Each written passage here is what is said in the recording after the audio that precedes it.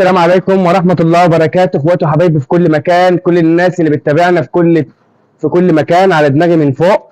طبعا دي ترم يومي، يا ريت يا جماعة تدوسوا لايك على الفيديو، وإن شاء الله دي ترم يومي كل الناس بتعمله يومي.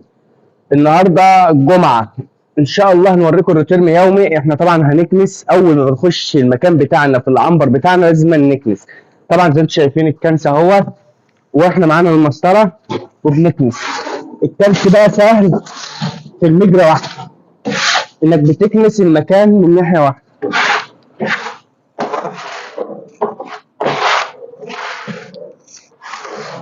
طبعا زي ما انتم شايفين بنكنس اهوت، سهل وسريع ومبياخدش مننا وقت.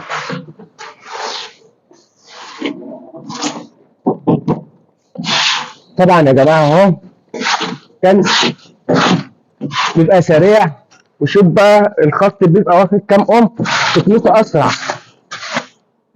طبعا الحلقه بتاعتنا النهارده مش على الكنس بس وعن الوقايه، وهنوريكم برضه هنحمل ارانب بايه. وفي حاجه مهمه جدا عايز اعرفها لكم بالنسبه للناس.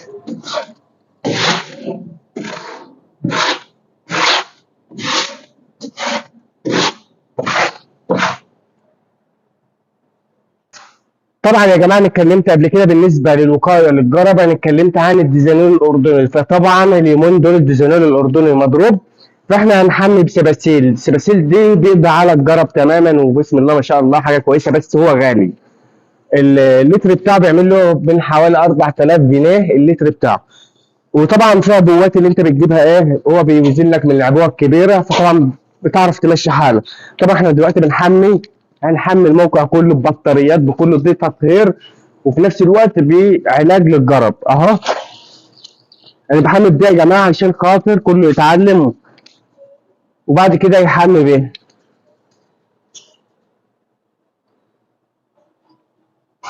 اهو يا جماعه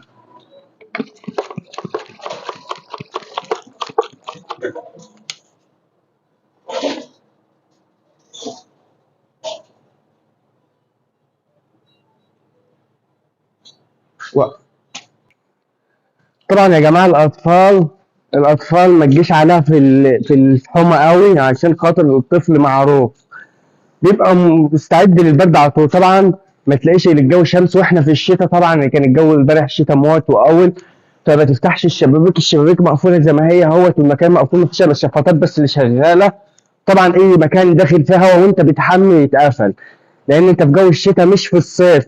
دلوقتي يختلف. طبعا في الشتاء ما بتحميش الامهات، بتحمي الامهات مظبوط، بس بتيجي على الاطفال تحمهم حاجات خفيفه عشان برضه ما يلقطوش برد، لان هم بيلقطوا برد بسرعه. طبعا سيباسيل قوي للجرب وحلو كتير برضه في الوقايه، يعني انك برضه تحمل غسيل البطاريات. وبرضه لو عندك مشاكل الجرب مش هتلاقي بعد كده بقى، مش هتلاقي اي مشاكل عندك. اهو اهو الاطفال شوفوا يا جماعه اهو اهو اهو حاجات خفيفه ما تسكرش يا جماعه، ما تسكرش. حاجات ما تسكرش. بعد كده يا صاحبي بقى مش هتلاقي مكان الجرب. يا ريت لو عجبك الفيديو ما تنساش اللايك لاخوك.